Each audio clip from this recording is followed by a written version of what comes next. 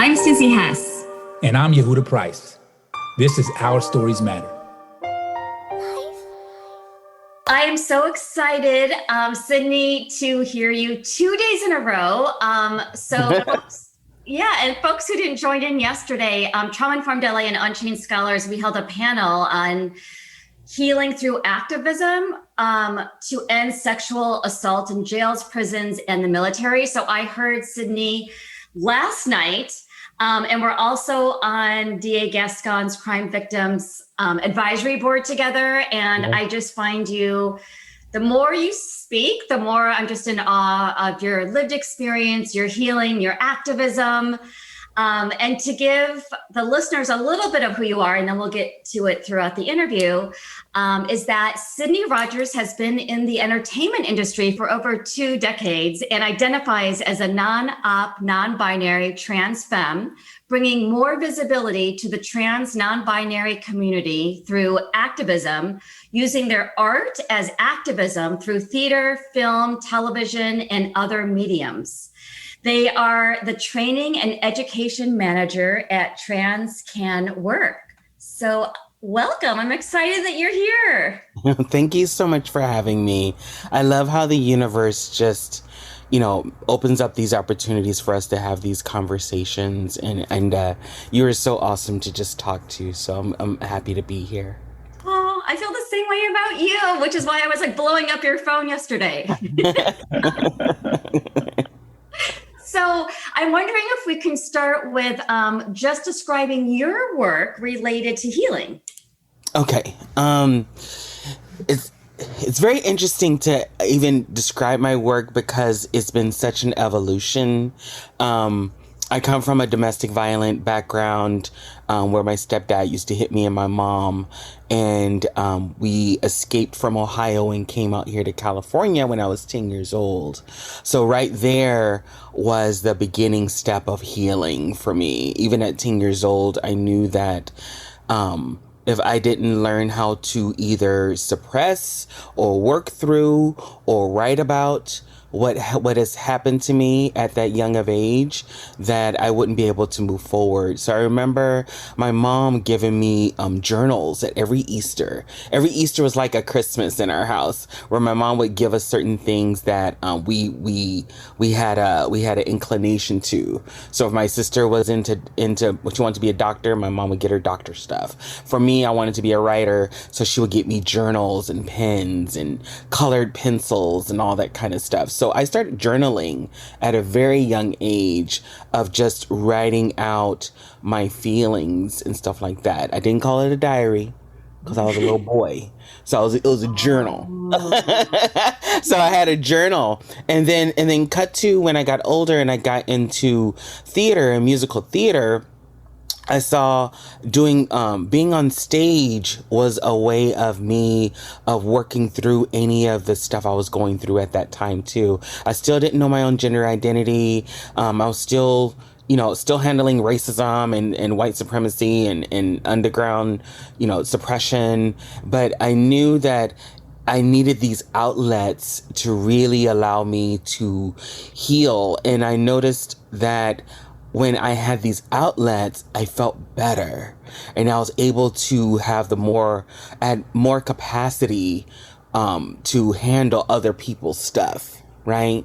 And then cut to when I got into college, I started doing drag. My drag name is Miss Barbecue. Barbie like the dog, capital Q.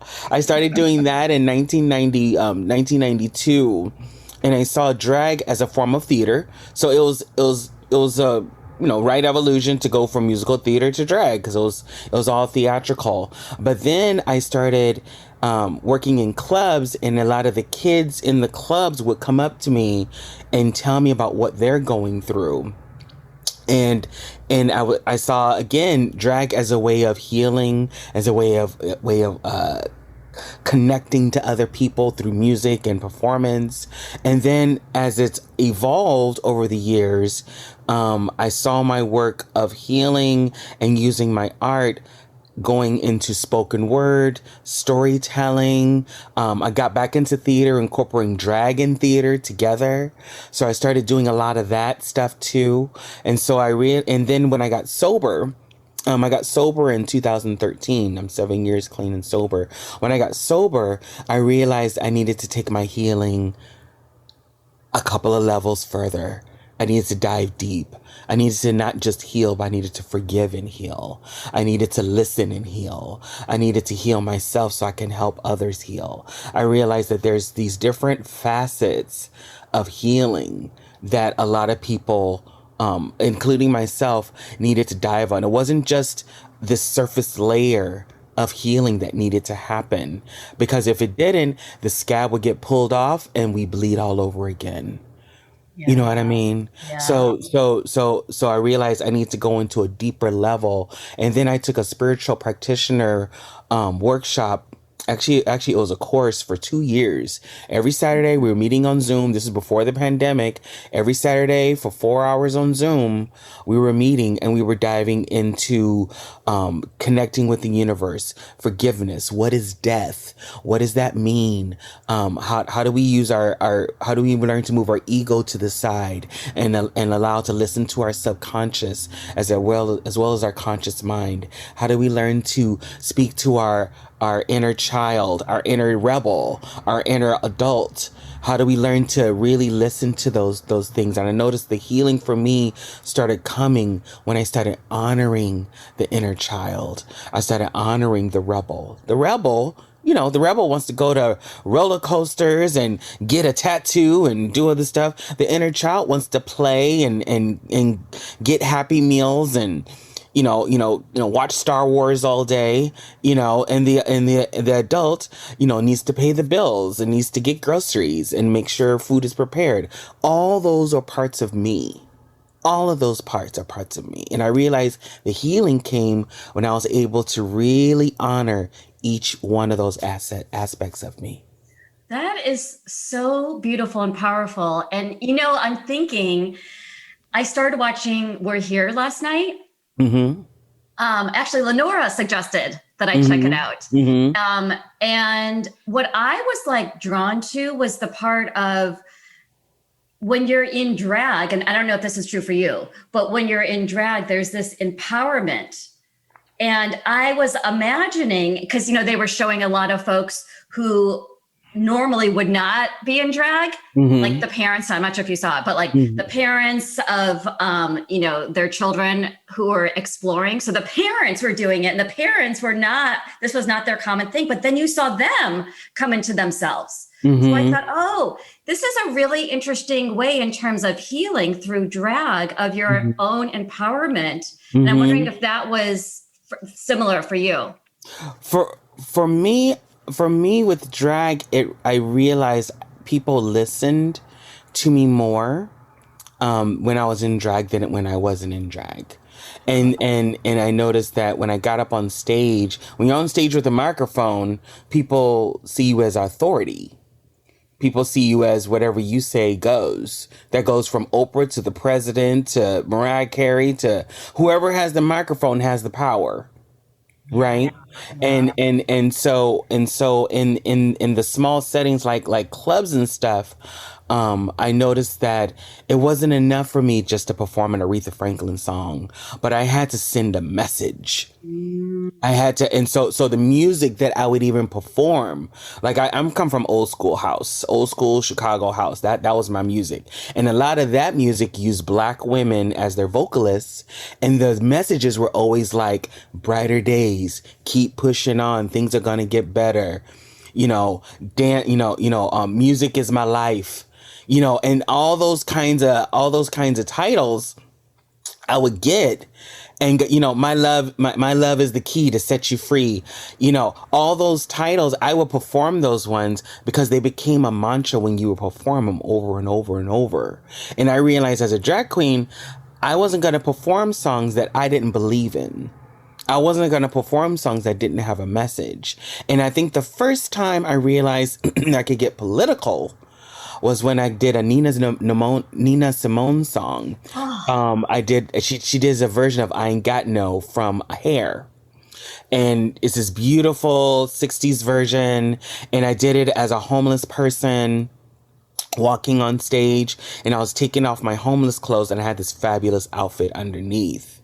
And people watching it were like, wow, that was such a commentary on homelessness, on self-esteem, on how we can work on ourselves and still love ourselves. And I was like, you got all that from that performance?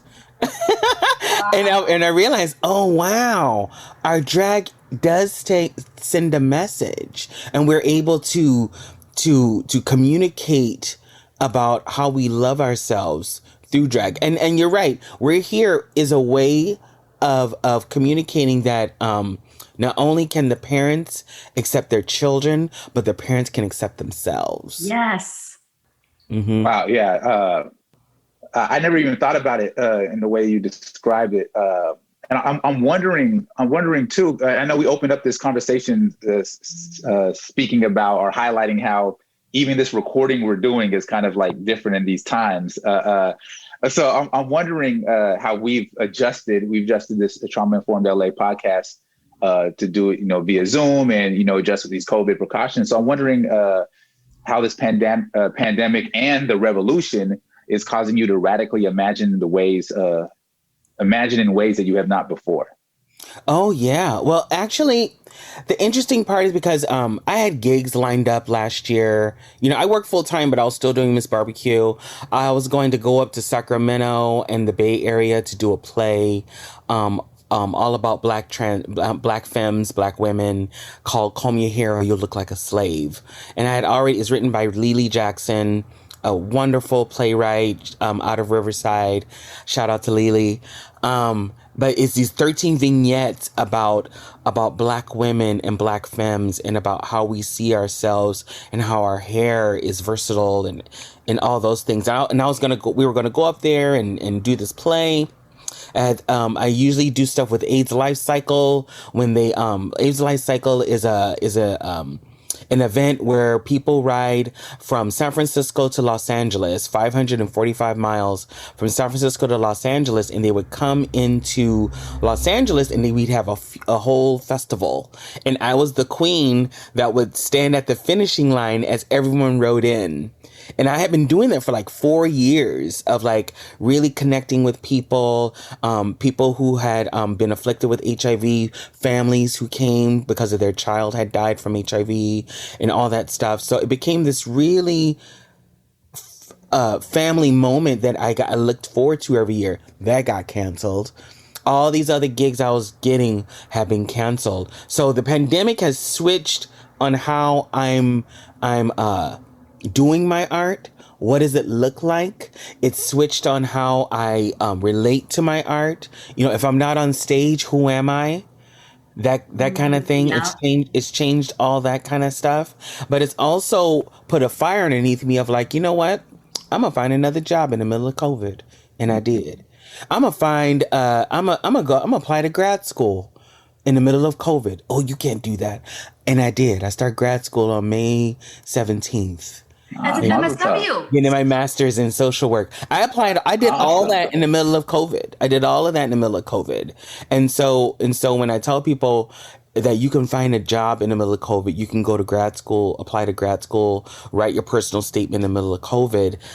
It was, I either could let COVID wear me down and keep me, in the dark, or I could let it spark a fire and let me do something more productive. Wow. Wow. Yeah. Wow. You both said wow at the same time. Yeah. Because you're saying so much things that I think we can literally like focus a show on, right? Like we could just go into, okay, this is what City said for this, and let's explore that because it has a lot of ramifications just based on what you're talking about and a lot of different doors that we can go through. I was going to ask you specifically, what is the why for doing this work? So I'm going to ask you, what is the why for doing the work you're doing? But I also want to expand it to include, what is the why that you want to become a social worker? Ooh, two good questions. Yeah. Why am I doing this work is because, first of all, it's to my heart. the reaching out in my community, within the Black trans community, the Black non-binary community, the Black LGBT community, the LGBT community at whole. We have so much healing that needs to be done. We have so much trauma that we've kept in over the years, from being bullied in school, to being in the closet in our workplace, to not being able to live our true selves. We were talking in my circles about how alcoholism and addiction has gone right with being in the clubs, and when the clubs closed down in the pandemic, those were the only places that people felt that they could be free. And I was like, wait, places that we drink and drugs is happening are the only places that we feel that we can be free at? That's a problem. That's a problem. Why don't we have spaces where we feel free at, that are alcohol free or drug free? And I'm not saying that because I'm sober, but I'm saying it because we've incorporated alcoholism and liquor into the club scene, which is the only place that most people feel they can express themselves. And we've actually made silos of these places. And I realized we have so much healing, because you take those things away and people feel lost. People feel like they don't have anywhere else to go. And so I think this pandemic, we have this really opportunity to clean the slate. A lot of places like Rage and Flaming Saddles have closed down. And I was like, well, why doesn't the city buy them and create these spaces that people can go and be themselves, and have them be creative spaces, instead of spaces where people go get drunk or drink their cares away, that they can actually go and heal and actually work on themselves, and give them workshops and stuff like that they could actually do. We have an opportunity to heal in so many different ways that this pandemic has given us the opportunity to do. And why do I want to be a social worker? Oh, goodness. Mrs. Carpenter. She was a social worker that came to us when we came out from Ohio to California. Wonderful white lady, tall, had that total like Helen Reddy haircut, the short haircut with the glasses. And she stayed our social worker even when we didn't need her anymore for the next 20 years. Whoa. She checked up on us. She checked up on us. She made sure that we had what we needed. She went out of her way to visit us on Easter and Christmas and Thanksgiving. She saw us as her children. I'm the oldest of 6. So she would come over and sit with my mom, and she would talk to each and every one of us. We never saw the social worker as a threat or someone who's going to take us away from my mom, but we saw her as this support. And me being the oldest, I saw her as a support from my mother, because I couldn't do, 10 years old, you can't do everything. And I saw here's this other woman coming in and holding my mom's hand, holding her hand and telling her it's going to be okay, and going out of her way to make sure that we got the things we needed. And sorry, I didn't think I'd be so upset about that. But she touched my heart. And there were so many nonprofits that also reached out to us. The United Way, the House of Ruth, the Salvation Army, different churches. There have been nonprofits in social services that have reached out. And we're talking back in 1981, 82, 83, wow. Back in the 80s, we're talking. And these, and Miss Carpenter didn't have to do that. She could have did her job, wrote her notes, and went on home and forgot all about the Brown family. Mm-hmm. But she didn't. And that stuck with me on the kind of change and the kind of wanting that we can do in our community. It's community work. People think social workers are government-based, which they are. They're state-based, which they are. But the people who get into this work, we go in it because we want to make change. We want to affect people's lives. And I realized in the Black trans community, there's not any Black trans social workers. Right. There's not. There's a void, and so I thought, well, you know what? I'm drawn to this work. I'm drawn to my community, of course. I want to make a change.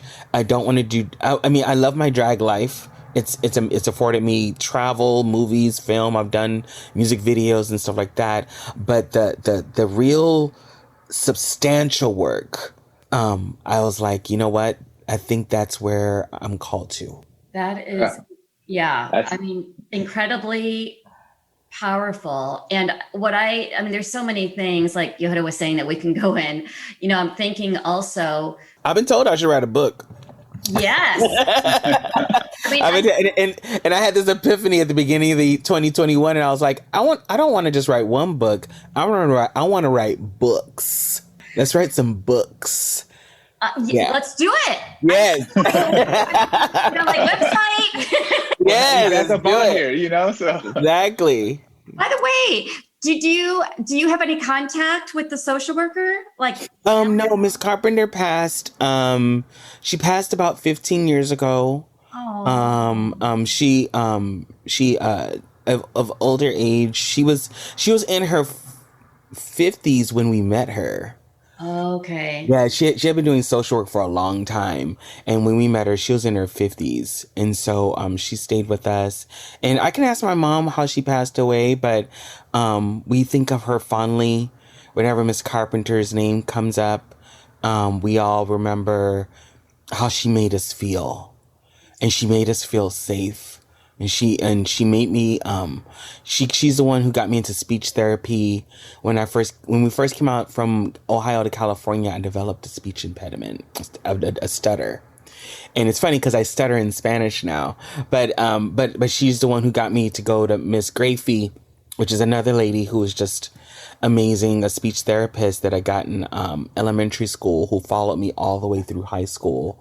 And, every time Miss Carpenter, Miss Grafey's name comes up, and these were two white women, but they were invested in our care, truly invested.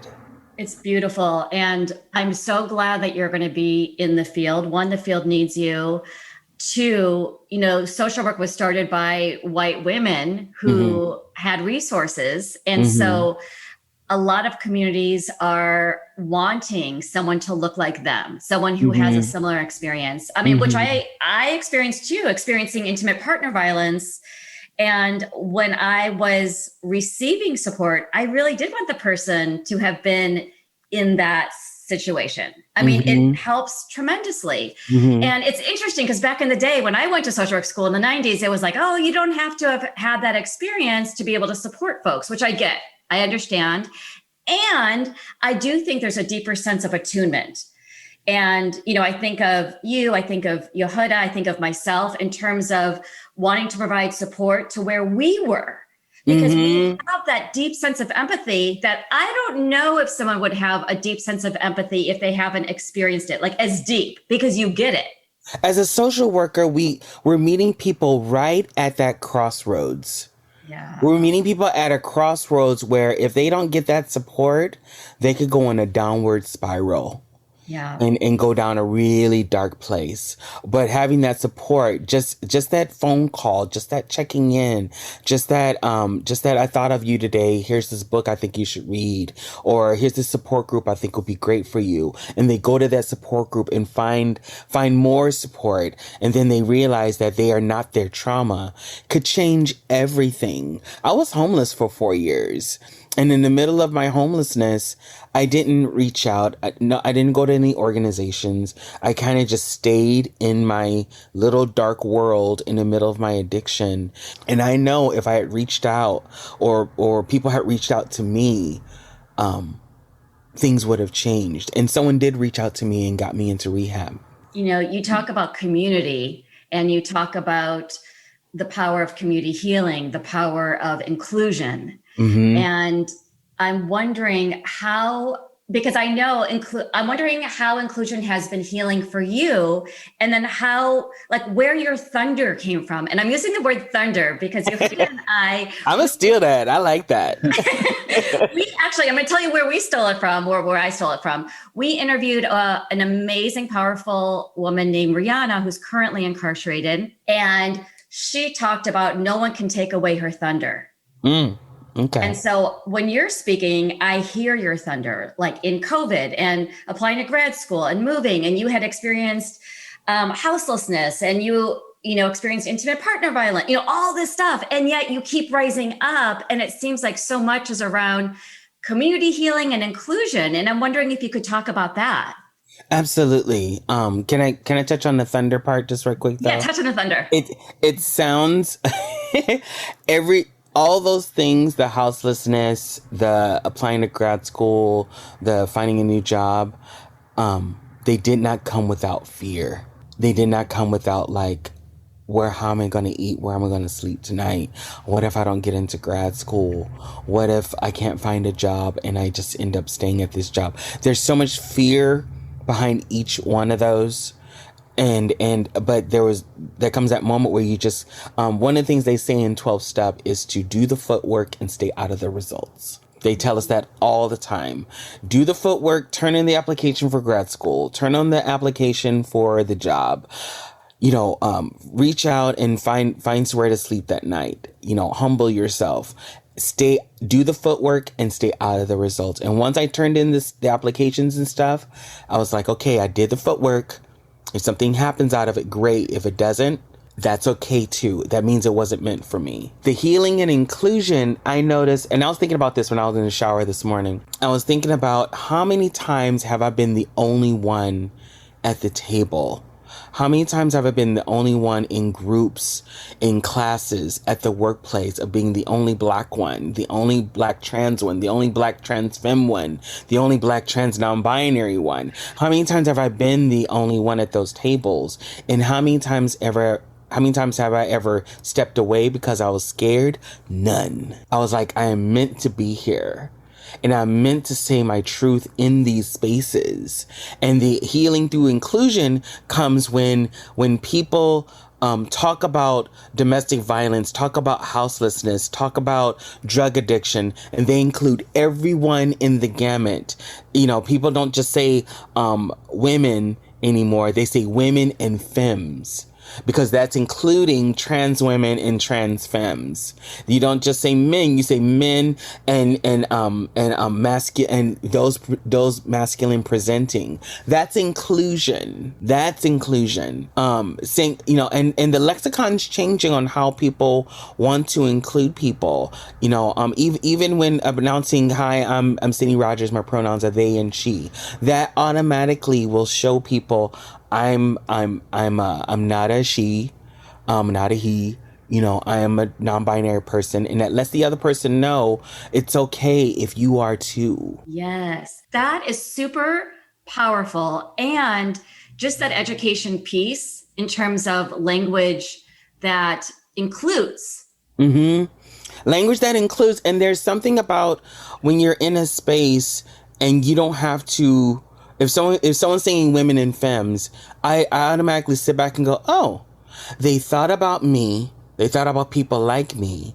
I don't have to raise my hand. I don't have to raise a stink. I don't have to type a secret email afterwards about including femmes. I don't have to do all that emotional labor that has to go into all that. Because it's emotional labor to always be having people include us in these conversations. Because what ends up happening, and this is always the fear in many communities, marginalized communities, is that the money that is being granted to these organizations is going specifically to those people. If you're talking about women, it's only going to go to women and not women and femmes. If you're talking about, the black community does include the LGBTQ community. It does include the trans and non-binary community. But people say the black community think it's only black, cis, hetero people. And people have to really understand that is not how the real world works. When you say your community, you need to include everyone in it. We all deserve healing. And there's been a slight within the LGBTQ community that we don't deserve healing. Well, because we look too fabulous going on pride parades. We're going on pride parades and, getting the right to get married. So we don't need any healing. We need more healing than most of us. Most of us have had to get a thick skin. We've had to take in stuff from our own community along with the cis community. And a lot of us have become, for lack of a better word, jaded, distrustful, angry, and whether that anger is turned inward, which is known as depression, or if it's outward, where we're just angry at everyone or snarky. Those are our self-defense mechanisms. Like you see someone who's just a snarky queen, that's her self-defense mechanism. I see pain when someone's like that. A lot of people think it's funny, or they think, they're always like that. I go, there's something that happened in their life that made them want to keep everyone else away. Yes. It's so beautiful that you said that, because that is a trauma-informed approach of not what's wrong with you, but what happened to you. Yeah. What happened to you? That's one thing I learned in my spiritual practitionership, and it's always stuck with me. Our minister said, Reverend Jesse, who's amazing through the Inspire Spiritual Community, he said, people are either giving love or asking for love. Oh. It's always one of those two things. And when people are asking for love, it can come in anger, it can come in violence, it can come in tears, it can come in all kinds of shapes. But learning to see people, whether they're giving love or asking for love, has made me more compassionate on people I see with mental illness, people I see in addiction, about my own self. Am I asking for love or am I giving love? That is such a beautiful way to see the world. If more people saw the world that way, we'd have a different world. So I'm wondering, how do you see community healing and inclusion as political? Because I'm thinking about the listeners of what they could do, right? In terms of all the elections, and how can you connect this to voting, to what folks can do to make change? How do you see it as political? We are such at a turning point right now in our political climate that I feel like a lot of people are tired. People are tired. We marched last year. We had the election where we held our breath. The insurrection happened. The George Floyd verdict just happened. Everyone has been holding their breath since like March of last year, basically.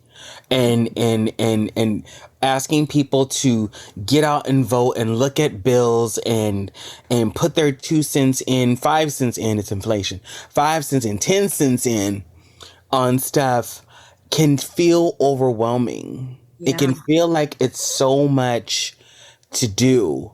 And even with the George Floyd case, people are like, well, we're not finished. We're just getting started. And I've heard people go, oh, really? Really? We're just getting started? Haven't been getting started for the past 50 years?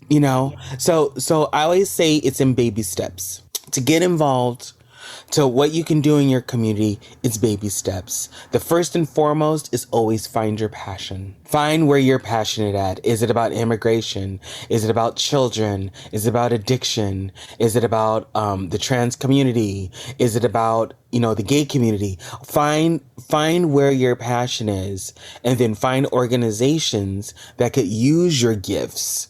Whether it's going over resumes, whether it's calling people, whether it's folding up flyers, whether it's organizing, whether it's making posters, whatever it is, we all have gifts that we're really, whether it's baking cookies to bring to the protesters, any of that kind of stuff.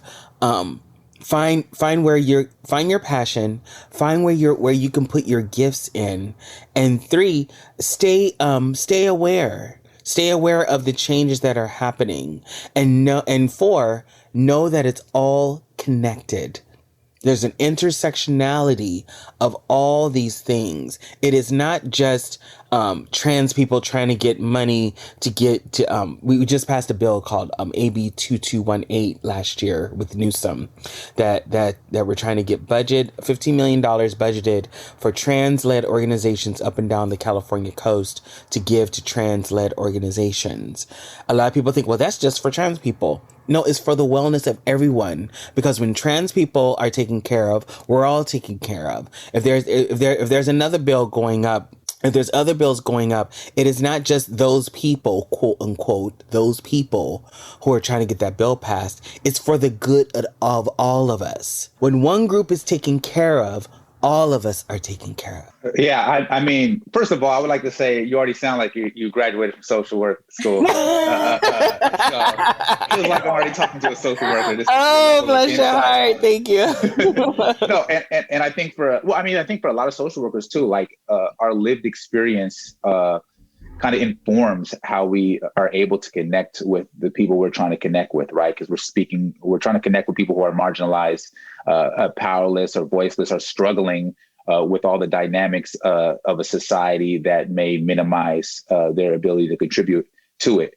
So your own life experience, your own lived experience definitely informs you, but also just your own natural who you are, your ability to articulate that and to come up with that insight and connect the dots for people in a relatable way is definitely the impression I got from you here. So thank you so much for coming on. And I want to ask, how can people, I know you mentioned like political bills or whatnot, so I wonder how can people support trans folks, whether it's through, okay, you mentioned, legislation or supporting particular bills, but maybe, maybe in their workplace, maybe in the community, maybe in any other level that you feel the support is needed at. Oh goodness. Thank you for asking that, Yehuda. First and foremost, I always ask people who ask how to support us is get to know us. Get to know us as human beings. We have wants and desires. We want to have families. We want to have property. We are not just this entity that has gone off on the deep end. I have never felt more free, and I'm gonna be 50 this year. I've never felt more free and comfortable in my skin than since I came out trans. It's been one of the most freeing experiences. And now I'm able to invite love in. I'm able to really support friends. I'm really able to invite other people into my life that I had kept closed off because I didn't know who I was. And so when we operate from those spaces, it can come off as angry and aloof. I tell people, get to know a trans or non-binary person. Reach out to the organizations on how you can be an ally. Understand your heteronormative privilege. The world is conditioned to think that it is binary, meaning it is only men and only women, that it's only heterosexual relationships that are valid. The world is already conditioned to think that way. And we've been on the sidelines trying to go, hey, actually, no, we exist.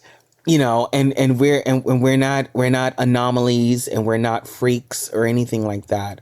So getting to know us and knowing us as human beings, and that understanding what heteronormative privilege is, and going, okay, the world does not revolve around my heterosexuality. There are other sexualities out there. There are other gender expressions out there, and they're all valid. I get this all the time when people go, you sound so smart for a trans person. You sound so smart for a Black person. You sound so well-spoken. Da, da, da, da, da. And I'm like going, well, why wouldn't I? I read Maya Angelou. I've read some Angela Davis, Audre Lorde, Octavia Butler. What's up? But it's interesting on how, and I come from the drag scene, so I would quote Audre Lorde, or I would quote Bell Hooks, and they would go, was that Bell Hooks? Barbecue, you know Bell Hooks? What you know about Bell Hooks? I'm like, well, why wouldn't I know? Don't be surprised on people's intelligence. Yes. I'm sure, Yehuda, relating. Yehuda, was inside for 16 and a half years. Read more than anyone. And I feel like there's like a similar stereotype, right? If you're inside and you come out and you're like, you're automatically branded. You're branded. You're automatically branded that you can't rise up, or you will always be this person. You will, and it's the same thing with trauma. Like if you tell people you're from domestic violence or survivor of incest, then automatically you're this child who's never grown up, who's emotionally stunted, and who will never grow to anything else other than that. Same thing with because I was incarcerated too, and when I tell people I was incarcerated, the first question is, how was it in? And I'm like, well, that was years ago. Won't you ask him about how I am now? Yes. Unchained Scholars, Yehuda was the former chair of Unchained Scholars, and now he's an alumni, but they changed their logo this year because the logo initially was broken chains. And Deirdre, who you met last night, she was very strong of, yes, we have broken chains and we're graduating. So they added the graduate hat. That's not all we are. We're so much more. So even the logo changed for that reason. Because it sends a message. Yeah. It sends a message. One of the reasons why I get into this work too, especially healing through inclusion and stuff, is that if I can be that one Black, trans, non-binary person that you come across and that you learn something from or sit across the table with, then I've done my job. I've done my job. At least that. You can never say I never came across a Black, trans, non-binary person anymore. Because you came across Sydney Rogers. What's up? Oh my God. I just want to follow you around for the rest of my life. I became a crazy groupie. And I texted Lenore. I'm like, oh my gosh, she was amazing last night. We're having her on this morning. And then I hear you. And I'm like, I'm thinking about having my own podcast and stuff. I mean, I have my own radio show and stuff like that again. But I realize there's something about talking about these things in the open, with podcasts, with discussions. I lead a discussion on health, racism, and wellness that I've been doing since last September.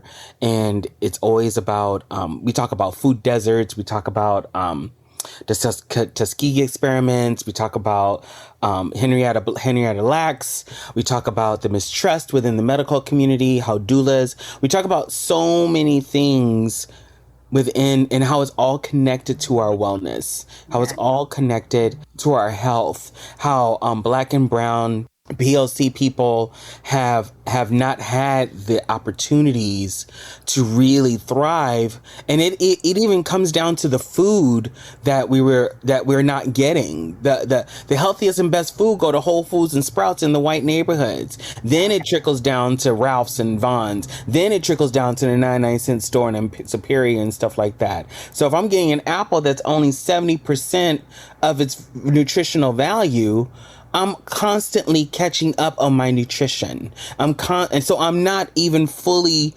vitamized because I don't even have the full vitamins of the food that I'm trying to get, which affects my sleep, which affects my mental health, which affects all these other things that go into how I operate in the world. They wonder why Black people are so tired. We ain't even got the right food to get to get the right sleep. We're working 2 jobs but that kind of stuff has to be put out on the table so that we can come up with solutions. I never do any talks talking about problems without talking about solutions. I think that a lot of businesses should follow that model, right? Being able to come through with solutions and not discussing problems. And politicians should be thinking about that too. A lot of people just want to discuss about problems, but not. It's easy to say what's wrong. Yeah. No, I think you hit the nail right on the head. Is that how it works? Yeah, nail on the head. Yeah, all right. So I mean, it's been great, as Susie said, just having you on here. And so I want to know, like, for you, like, what has it been like to tell your story here today? What's it been like? It's always an honor that people want to hear my story. I'm always taken aback about how far I've come. Remembering back to when I was a child and to where I am today, I'm always humbled and grateful that I'm still here There have been moments when I had, tried to commit suicide twice, and been in precarious situations I had no business being in, where I could have been off this world in a heartbeat. And it makes me very grateful that I've survived those things to come here and speak my truth, and to speak it fully, with unabashed, unashamed. That just makes me very, very honored. Thank you for having me. Thank you. Thank you for allowing us to have you. Yes, it is definitely been our pleasure. And your voice and your thunder and see you, we hear you. The world is a better place with you in it. So thank you so much. Thank you guys. Thanks. We'd like to thank our listeners, and special thanks to Arts in Action, part of USC Visions and Voices, the Arts and Humanities Initiative, for their generous support. Arts in Action, part of USC Visions and Voices, plants seeds for positive social change by activating intensive art projects between community partners, students, and faculty. Today's episode is written and produced by Susie Hess and Yehuda Price. Today's music is co-written and produced by Yehuda Price, utilizing a contraband cell phone while in prison. Our Stories Matter is brought to you by Trauma Informed LA. Check us out on Facebook and Instagram at Our Stories Matter, and our website at traumainformedla.org. Please give us 5 stars on iTunes so more folks can have access and donate to traumainformedla.org, so we can keep recording and healing through our storytelling episodes.